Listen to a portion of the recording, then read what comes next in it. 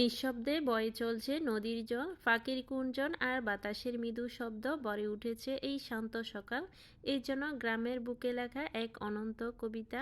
এই গ্রামে শৈশবের গল্প লুকিয়ে আছে প্রতিটি গাছের ছায়ায়, নদীর জলে। এখানেই প্রথম হাঁটা, প্রথম হেসে ওঠা, সেই চেনা পথ, সেই চেনা নদী আজও ঠিক তেমনি। যেখানে সময় থেমে যায়, শুধু নদী বয়ে চলে আপন গতিতে। এই গ্রাম, এই প্রকৃতি, শান্তির এক নাম।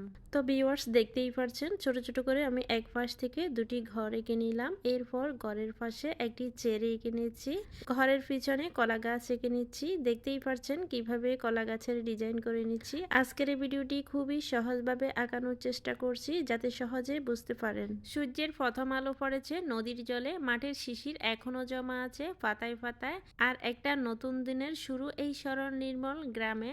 এই তো সুন্দর একটি কলা গাছ, ছোট ছোট করে দুটি ঘর চেরি এঁকে নিলাম। এরপর নদীর কিনারাগুলো এঁকে নিচ্ছি। তো নদীর কিনারাগুলোকে এখন ডাবল লেয়ার করে দিচ্ছি। এইভাবে খুব সহজে সুন্দর একটি সহজ সিনারি আঁকা যায়। নদীর এক পাশ থেকে কিছু কাশফুল এঁকে নিচ্ছি।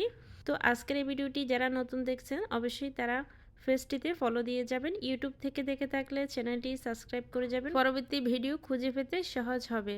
আজকের এই সম্পূর্ণ দৃশ্যটি আপনাদের কাছে ভালো লেগে থাকলে বন্ধুদের মাঝে শেয়ার করবেন বেশি বেশি করে, যাতে অন্যরাও দেখতে পায়। তো সম্পূর্ণ ভিডিওটি দেখতে থাকুন কিভাবে শুরু থেকে শেষ পর্যন্ত সহজে এঁকে নিলাম। আর কি ধরনের ছবি আঁকা দেখতে চান কমেন্টে জানাতে পারেন।